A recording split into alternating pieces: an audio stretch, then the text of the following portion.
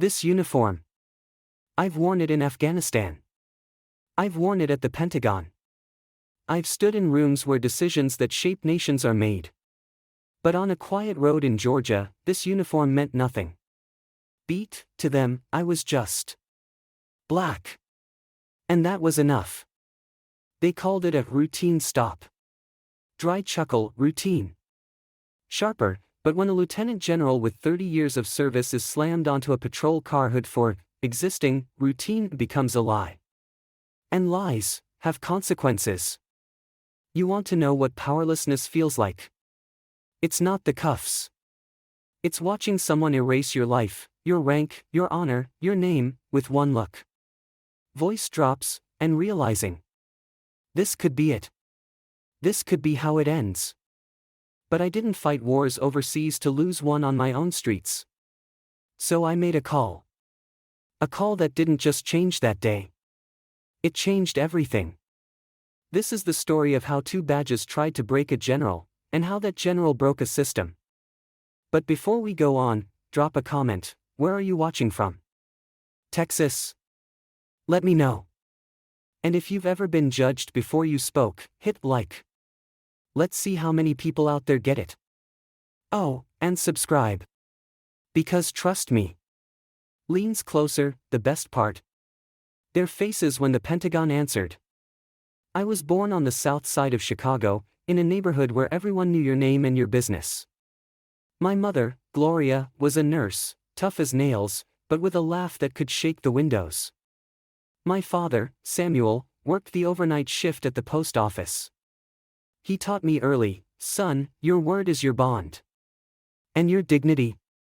That's yours, no matter who tries to take it. Carlton was always the serious one. Even as a boy, he'd line up his toy soldiers, give them orders. He'd say, Mama, one day I'll wear a real uniform. And I'd just laugh and say, well, you better keep those shoes polished. Chicago taught me about community, about struggle, about pride. But it also taught me about suspicion. About how a black boy in a nice car could draw the wrong kind of attention. I learned to keep my head high, to speak with respect, and to never, never, let anyone see me rattled. I am Lieutenant General Carlton Hayes. 30 years of service. 3 tours overseas. I've led men and women in battle, stood at Arlington to honor the fallen, and briefed the Joint Chiefs in the Pentagon's deepest halls. My life has been about discipline, respect, and service. Carlton. He's the definition of calm under fire. We used to joke, if the building was burning down, he'd be the one making coffee and telling everyone to breathe. But he's also the first to call out injustice, no matter where it comes from. But respect isn't always returned, even when it's earned. Especially when you look like me. After decades in the Army, I wanted peace. So I moved to Greystone, Georgia, a place that promised quiet mornings and friendly neighbors. The kind of place where the HOA sends you a letter if your grass gets too long, and everyone waves as you drive by. Or so I thought. Ms. Jenkins. Greystone's a nice place. But, you know, folks here, they notice new faces. Especially if you're not from around here. Especially if you're different.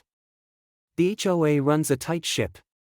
They have their own patrol, 2 officers, Wilburn and Boyd. Not real police, but they wear the badge, drive the car, and carry the attitude. Wilburn's been here for years. She knows every dog, every mailbox, every suspicious car. Boyd's newer, eager to impress. Together, they keep order, or so they say. Mrs. Lewis. I've lived here for 15 years. I still get stopped walking my dog at night. Just checking, ma'am. They say it's for our safety. But it feels like something else. People here know me as General Hayes. But to some, I'm just another face in the crowd. Another black man in a nice car. Another reason to check the locks twice.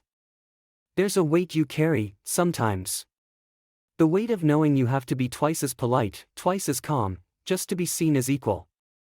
It's invisible, but it's always there. This story isn't just about me. It's about assumptions, how they shape our lives, how they can strip away dignity in a heartbeat. It's about the quiet prejudice that hides behind smiles and handshakes, and the courage it takes to stand tall when the world wants you to shrink. I thought I'd left the battles behind me. But sometimes, the hardest fights are the ones you never see coming. It was supposed to be a normal afternoon. I had just left the community center, shook a few hands, promised to come back for the next cookout. The sun was shining, the windows were down. I was humming along to an old Stevie Wonder track. For a moment, I was just another neighbor, just another man heading home. And then, the lights. The siren. The feeling in your gut that tells you, this isn't about a broken taillight. Officer Wilburn's patrol SUV pulls in close behind me. She steps out, hand on her belt, eyes narrowed. She pulled me over with zero hesitation, no questions, no ID check, just suspicion. She didn't ask if I knew why I was stopped. She didn't introduce herself. She just said, "Step out of the vehicle." Officer Wilburn. License and registration. I handed her my military ID, my driver's license, everything. She glanced at them, barely looked. Then she said, "This isn't real.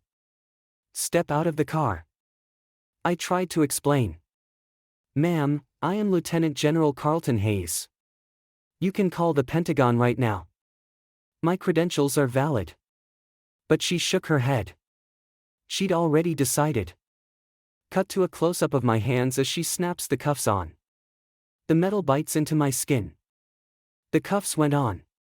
Tight. Too tight. I could feel the eyes of neighbors, of strangers, watching. Some pulled out their phones. Some just looked away. Witness one, young woman, shaken. I saw him standing there, so calm, so dignified. And they didn't care.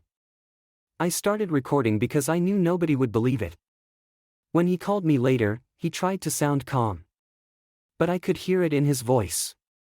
That hurt, that anger. I've never heard my son sound so small. This isn't just about one officer or one stop. It's about a system that trains suspicion before it trains respect. That's why these moments matter. In those cuffs, I felt every lesson my father taught me about dignity being tested. I thought of his words, "Never let them see you break." So I didn't. I could have demanded it. I could have shouted. I could have resisted. But I knew how that story ended. Instead, I did what I was trained to do, I stayed calm. I used my authority, but I used it wisely. I called the Pentagon. My voice was steady. "This is General Carlton Hayes. I'm being unlawfully detained in Greystone, Georgia. I need immediate verification and assistance. Pentagon operator. General Hayes, we have your location. Stand by." I watched the realization dawn on their faces. The badges, the bravado, all of it slipping away. For the first time, they saw me, not just my skin, not just my car, but my name. The street filled up, blue lights, curious faces, the buzz of a dozen cell phones. The story was out before anyone could control it. Social media lit up. General Hayes detained in Greystone. My phone buzzed in my pocket, but I couldn't reach it. I didn't want vengeance. I wanted accountability. I wanted them to look me in the eye and admit they were wrong. I wanted every kid watching to know, you don't have to shout to be heard. My rank meant nothing at that moment. But my composure, that was my protest. I stood tall, even as they tried to make me small. I remembered every ancestor who'd been told to step aside, to lower their eyes. I refused. Sometimes, the strongest statement is to simply stand. To let the world see you, unbroken, unbowed. When I stepped out of that police station, the world outside was no longer the one I'd left behind. The story had already traveled, across phones, across cities, across the country. What started as a quiet drive home had become a national headline. Tonight, outrage is growing after the wrongful detention of Lieutenant General Carlton Hayes. The incident, caught on camera, has ignited protests from Atlanta to Chicago, with calls for accountability at every level. Protester 1. We're tired of seeing our heroes treated like criminals. If a general can be cuffed for nothing, what hope is there for the rest of us? He wore that uniform for all of us. Now it's our turn to stand for him. Community leaders speak at a rally. The crowd chants, the mood is electric but somber. Community leader. This isn't just about one man. It's about every black man and woman who's been stopped, questioned, or worse, because of the color of their skin. It's about changing a system that's been broken for too long. Sheriff. We take these allegations seriously. An internal investigation is underway. The officers involved have been placed on administrative leave pending the outcome. The sheriff's office released a statement, sterile, stripped of meaning. But the people knew. The truth was already out there, and no amount of official language could put it back in the box. Legal expert. What we see here is not an isolated incident but a symptom of a much larger problem. Until there is real accountability and reform, these stories will keep repeating. I didn't feel proud. I didn't feel vindicated. I just felt certain that staying calm had made all the difference.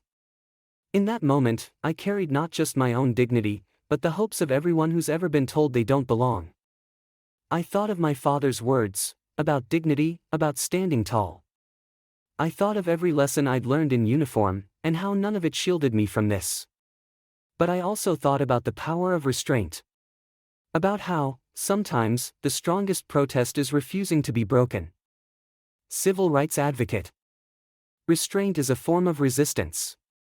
It's a way to reclaim your humanity in the face of dehumanization. General Hayes showed the world that dignity can be a weapon, too. The ripple effect was immediate. Police retraining programs were launched. Leadership changed hands in the department. New community programs sprang up, focused on building trust and transparency. One story, one moment, can force a community to see itself differently. Change is slow, but it starts with truth. And truth is a stubborn thing. It doesn't go away just because it's inconvenient. I became a mentor, not just to soldiers, but to the next generation of officers. I told them, your badge is only as strong as your integrity. Wear it with humility. Remember that every stop, every word, every decision, you're shaping someone's story. Make it a good one. Change doesn't happen overnight. But it happens. And sometimes, all it takes is one person, one stand, one story, to remind us what justice looks like. Maybe you watched this story and saw your own face reflected in mine. Maybe you've never been stopped, never been questioned, never felt your dignity pressed down by someone else's suspicion. But wherever you come from, you know what's right. You know what justice looks like. We live in a world where silence is easy. Where it's tempting to look away, to say, that's not my problem. But silence is complicated. When you see injustice, record it. Speak up. Share these stories. Because every voice, every camera, every witness, makes it harder for the truth to be buried. Some lessons don't need shouting, they just need to be seen. When people see the truth, when they see dignity standing tall in the face of prejudice, something shifts. The world gets a little bit better. Not perfect. But better. I tell these young officers, your badge is a promise. A promise to protect, to serve, to see every person as a person, not a threat, not a stereotype. And I tell them, never forget the power of a single moment, a single choice. Because you never know who's watching, who's learning, who's hoping you'll get it right. I didn't choose to become a symbol. I just chose not to shrink. And if that helps one person stand taller, if it helps one officer think twice, then maybe it was worth it. So here's my call to you, don't wait for someone else to make it right. If you see injustice, record it. Speak up. Share these stories. Because silence is complicated. And every time you speak, you make it harder for injustice to hide. Some scars you keep. Not as wounds, but as warnings. As reminders of what you survived, and what you changed. Thank you for listening. Thank you for standing up. And thank you for believing that change is possible, one story at a time.